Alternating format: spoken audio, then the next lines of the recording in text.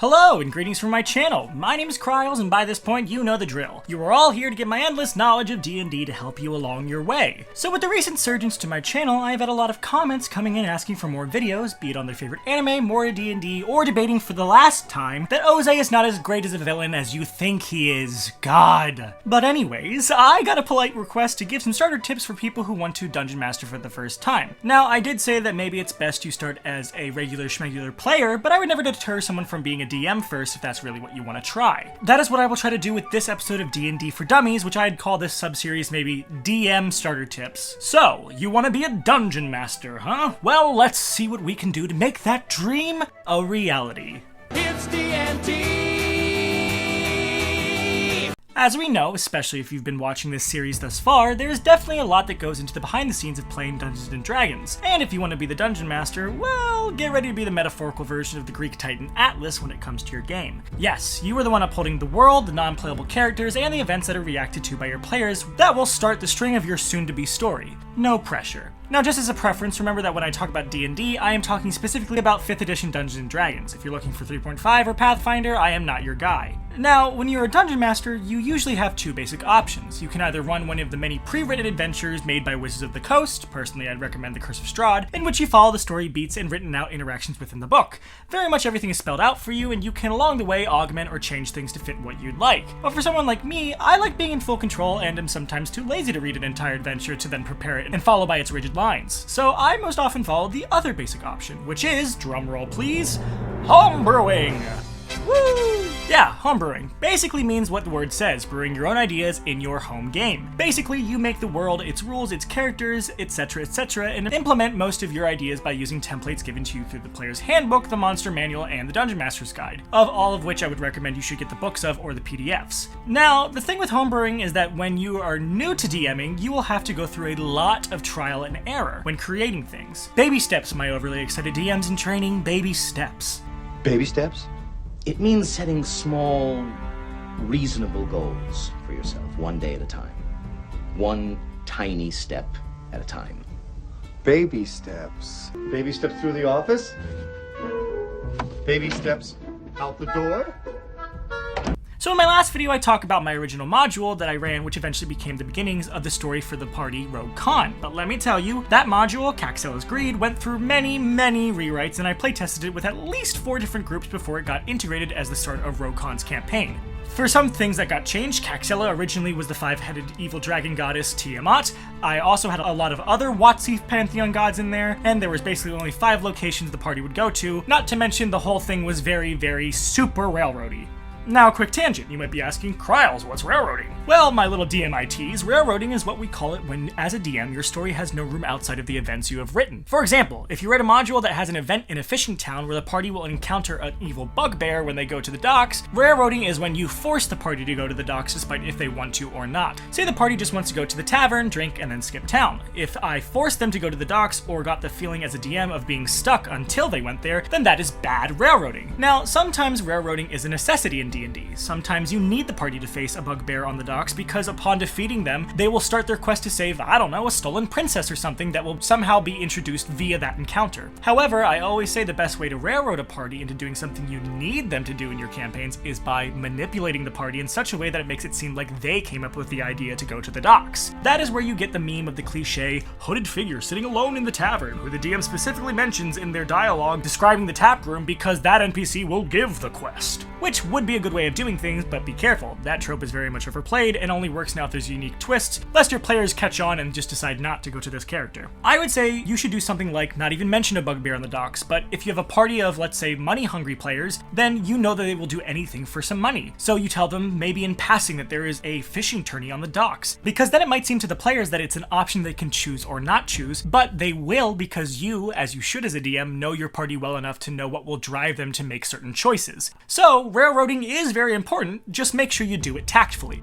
And speaking of railroading encounters or events or whatever have you, let's talk about what I like to call Kryles' personal Dungeon Master philosophy. Like previously stated, every DM is different, which is good. You'll have your combat-heavy DMs, your story-heavy DMs, your murder hobo wranglers, your railroad conductors, and many more types of DMs. None of which are the right way to play, and none of which are the wrong way to play. But my personal philosophy as a DM is that D&D for me runs best when the game is a series of reactions back and forth between the game master and their players. So what I mean by that is that you as a DM will trigger an event that the party will then react to, and the best way to keep this momentum going, and the idea that together as both DM and the players you are both constructing the story, is to keep these chain reactions going.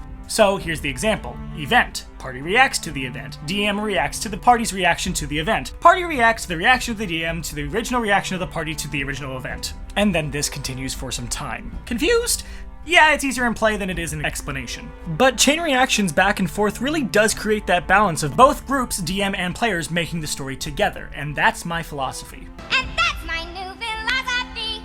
However, this goes into another tip, which is not only to suggest that your players to take notes, but for you as a DM to take notes. This way you can incorporate other events and NPCs and what have you that can fit into these chain reactions according to the notes you take based on what your party does during each session. Which brings me into another point. I find it super useful to keep a Google Doc for your campaign's recap that you can share with everyone. Little write-ups to summarize each session so that you and your party can go back and read what has happened and be reminded of things. So 1, everyone can reference and remember it, and 2, for you as the DM, you can make sure to keep your continuity from gaining any errors. Speaking of reactions, let's talk about some instances of events you might present in front of your party. Now, there's been many times that I have presented many different and honestly dramatically shocking events in front of my party, but what was my reasoning behind these? Before I have killed my players' children, I have killed their spouses, siblings, loved ones. Dang, maybe I'm a little in the head. I've also presented my party with situations that they could not change the course of, like a cursed prisoner who cannot be freed and would die within a day, a public execution by the corrupt government and where the party knew trying to stop it would end in their demise, and a plethora of moments where their favorite NPCs were killed with no chance of saving them. Now, most of these examples sound quite cruel, which I won't deny they were, but the question is, why did I do that? Was it because I wanted to scare my party? Make them cry? Force them to run and hide? Or try and force some other type of specific reaction? Actually, no. Most of the time when I present events that are this intense, it is never to entice a specific reaction for my players. It is more so that I understand that these are intense moments that can define their characters and really throw the player into the game. I make these moments occur because truly I am curious of the way that they will react as characters. And that is one of the most gratifying moments in D&D when you play in styles similar to mine where role-playing is the heavy game style. When you see the players around the table leave and their characters end up taking over. It's something else. In these moments which are sprinkled in, you truly get to see the characters take the helm. It's one of my favorite feelings because it is when you as the DM with the players truly get sucked into the story world around you. And for anyone who is an actor, theater person, or any type of performer, you know what I mean when you lose yourself in these moments. It's amazing. But things to keep in mind as a DM as well is, especially as a new DM with new players, it might take a while for these moments or character realizations to occur. Everyone needs to be comfortable and feeling safe doing so. Because for sure, there are a lot of people who don't play D&D for those moments, and that may never happen for those players, which is fine, don't force it. But either way, these moments have to be built up and led to naturally. If you expect to get a reaction like that in your first session by killing your bard's girlfriend in game 3 minutes in, that's not going to do anything and will just seem wrong. You have to build the Jenga tower first before you knock it down. Which leads me into another tip. As a DM, planting seeds is one of the best things you can do for upcoming events down the road. Become like the legend of Johnny Appleseed, people. If you want to have the party face off against, let's say, a lich in a couple arcs down the line, then plant seeds for the lich's appearance early on. Like make rumors in a village that sometimes at night people see skeletons walking in the graveyards. The party might want to see if they can see the same skeletons themselves, but don't show it to them. Instead, lead them to the graveyard and maybe they'll find a medallion with a cracked skull symbol on it. Fast forward a few sessions and maybe there's an NPC that has that same symbol on a patch of their armor. Maybe that party tries to ask the character about the symbol, but suddenly the NPC goes crazy as if possessed and fights the party only to be killed and give no information at all. Throw in stuff like that every so often and other things that will lead to the ideas or legends of this lich, and then when you get ready to make the lich their current enemy, it will all culminate from these seeds that you've planted to grow this proverbial lich tree. Now, as a DM, keep in mind that most of the rules of Dungeons & Dragons are at your discretion. You're allowed to change the rules or flub them where you see fit. You are not only the referee of the game, but the freaking mitochondria of the game. The mitochondria is the powerhouse of the cell. If one player cancels for a night, the game can still be played, but if you cancel, it cannot. It needs you to run. However, I would say only change the rules if you think that they're truly going to benefit the story and the gameplay overall. Don't go mad with power and change rules for the hell of it, that's no fun. But it's fine to change rules if you think it makes sense or makes things fair across the board for you and your players, or you have some very justifiable reasoning for making these changes.